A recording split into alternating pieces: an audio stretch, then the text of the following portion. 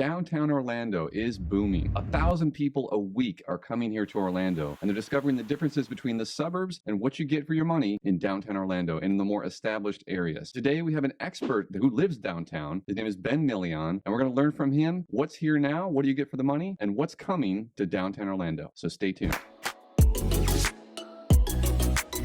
Ben has an amazing TikTok. He's been showing all these secret spots downtown, and you can kind of live through his eyes in real estate. So be sure and follow him. Ben, thanks for joining us today. Thanks for having me, Justin. I really do love talking about downtown. It's one of the things that I focus on the most. I really want people to know what's coming, what's going to be happening in the near future, and what to be excited about. Well, and you live there. Where do you live downtown? I live in Paramore. Actually, it's a small little niche called Lake Dot Village. And you're seeing a lot of development in that area from the downtown sector moving to the west, correct? That's correct, yes.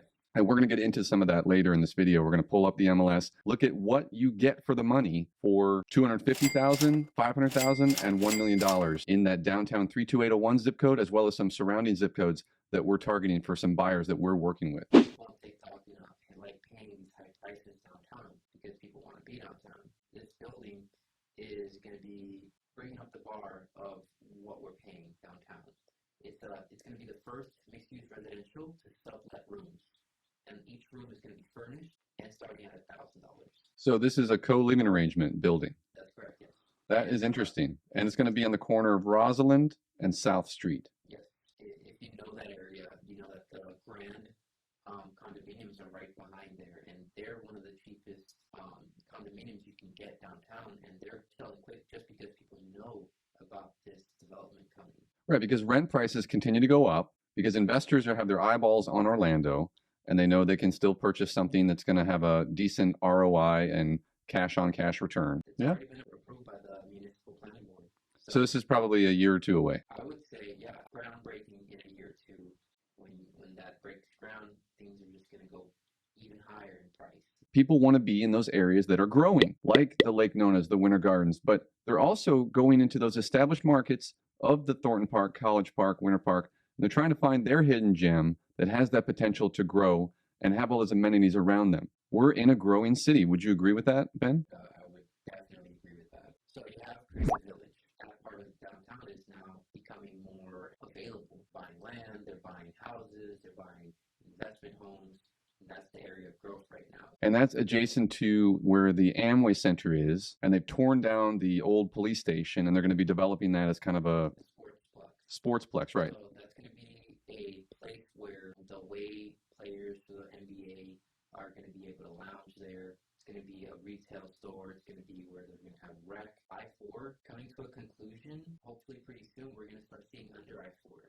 I mean, pretty soon. Come on. The I-4 Ultimate Project's been what, like 8-10 years in the making? Yeah, we're getting to the point where we're starting to see that expressway come to fruition, and we're starting to see those signs. Yeah, that's this giant thing in the middle of this rendering here. Like it's a 12 lanes with 2 toll lanes in the middle. The one thing I do like about that they've finished for the most part is all the ramps where 408 connects to I-4. Yes. That's really improved lifestyle completely because that was a nightmare interchange. But here you can see this is a rendering of what the west side of I-4 is going to look like. Mill Creek is actually building a new Moderna building right there in front of the new EA Sports headquarters.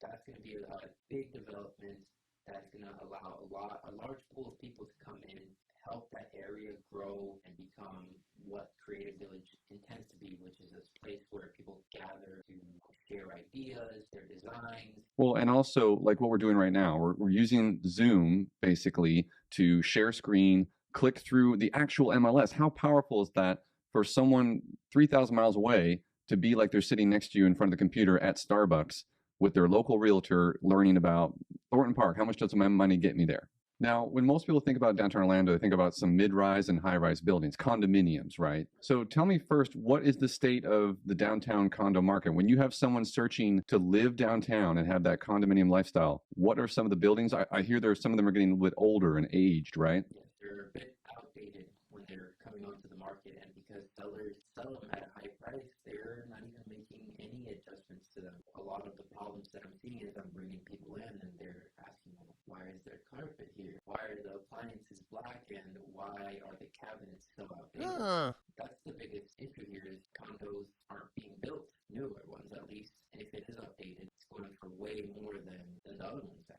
You have the View, you have Solaire, you have Star Tower down here, the Waverly, and there's some new buildings that have just gone up that are apartment only, correct? Yes, like the Moderna at Mill Creek, City Tower, hmm 420 East. The new Truist SunTrust building. Yeah, people like to rent, but there are more people right now looking to buy.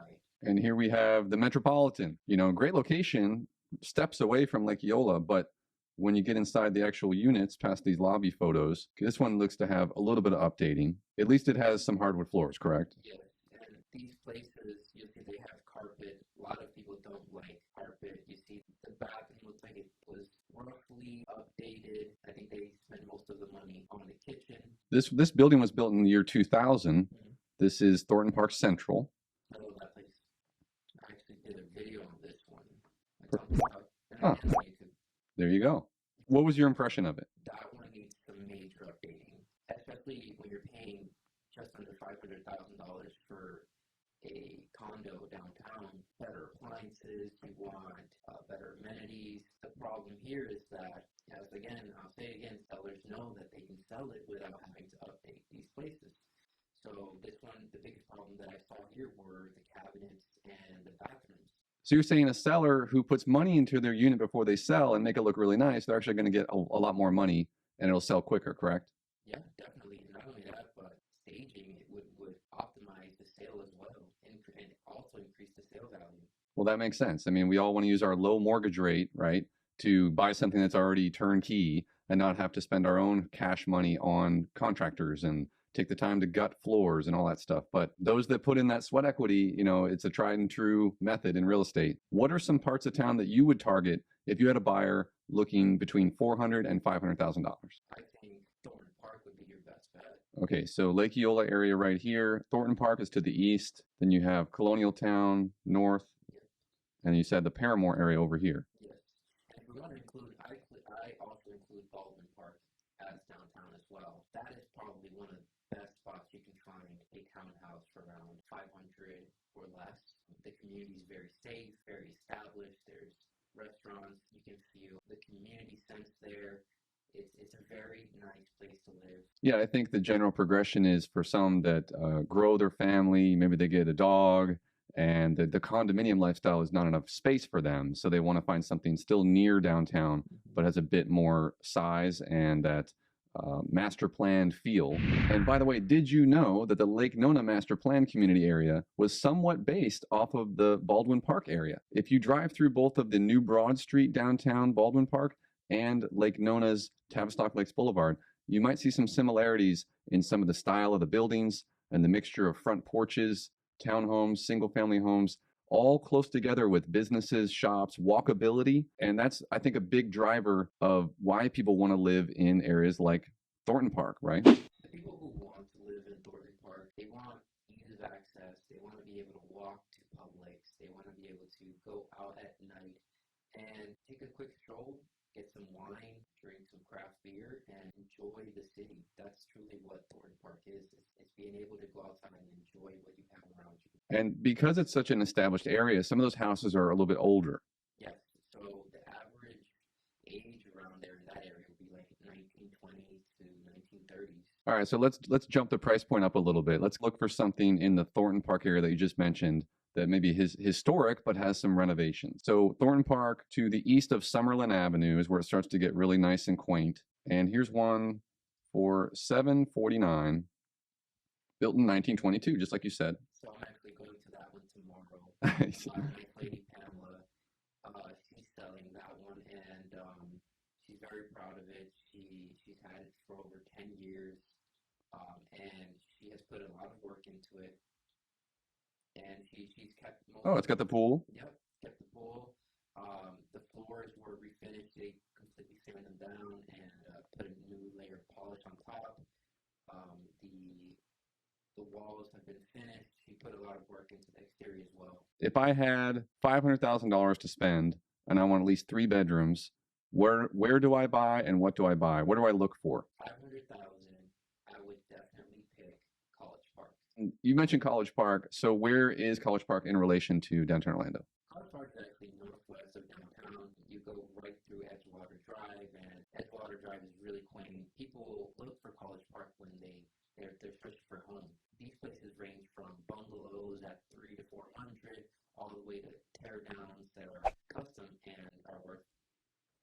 $2-3 million. So they're taking some of these bungalows, and like you said, if the lot is big enough and the street has other nice larger homes that have been torn down and rebuilt, these custom home builders are coming in and putting brand new construction homes on these lots. That's correct, yes. Like here's one for $989, brand new home. Obviously something probably sat on this piece of dirt, and this is just a rendering to show you what it's going to look like when it's done. Yeah. But that is at $304 a square foot, 4 bedrooms, 4.5 baths, $989. Look at that, 1 day on the market, pending. That's the market we're in. There you go. In College Park, you're going to be averaging anywhere from 300 to 367 per square foot, and that goes for even a bungalow. Yeah, here's another one, $294 a square foot. It's cute.